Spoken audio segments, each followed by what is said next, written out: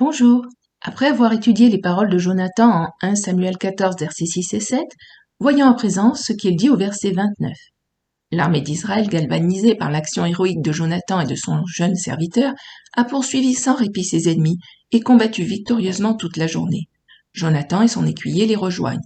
Jonathan trouve alors du miel et s'en nourrit pour reprendre des forces, ignorant l'interdiction du roi son père aux combattants de se nourrir avant la complète destruction des armées ennemies. Versets 28 à 30. Alors quelqu'un du peuple lui adressant la parole dit « Ton père a fait jurer le peuple en disant « Maudit soit l'homme qui prendra de la nourriture aujourd'hui ».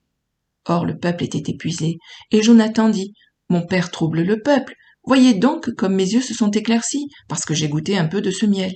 Certes, si le peuple avait aujourd'hui mangé du butin qu'il a trouvé chez ses ennemis, la défaite des Philistins n'aurait-elle pas été plus grande ?»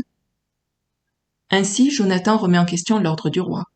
Il ne s'agit pas de savoir si son jugement est fondé, mais d'analyser la portée de ses paroles. Le roi doit rendre compte de ses paroles, de ses actes et de ses décisions à Dieu, car il est son serviteur à la tête de son peuple. Jonathan, en le critiquant, a commis une double faute. Première faute, Jonathan a parlé contre le roi. Or, en Exode 22, verset 28, Dieu a dit « Tu ne maudiras point le prince de ton peuple ». C'est-à-dire que Dieu interdit de tenir de mauvais propos contre celui à qui il a déféré son autorité pour gouverner le peuple. On retrouve cette loi fondamentale citée par Paul en Acte 23, verset 5. « Tu ne parleras pas mal du chef de ton peuple » ou, selon la version de David Martin, « Tu ne médiras point du prince de ton peuple ». Elle indique comment Dieu attend des siens le respect des règles qu'il a établies en matière d'autorité. On peut penser qu'une autorité se trompe et entraîne de regrettables conséquences. On peut voter pour en changer, mais on ne doit pas parler mal d'elle. On n'est pas libre de se livrer au dénigrement, au ragot, aux injures. On doit laisser Dieu juger les autorités, comme le montre l'attitude de l'archange Michel en Jude, verset 9.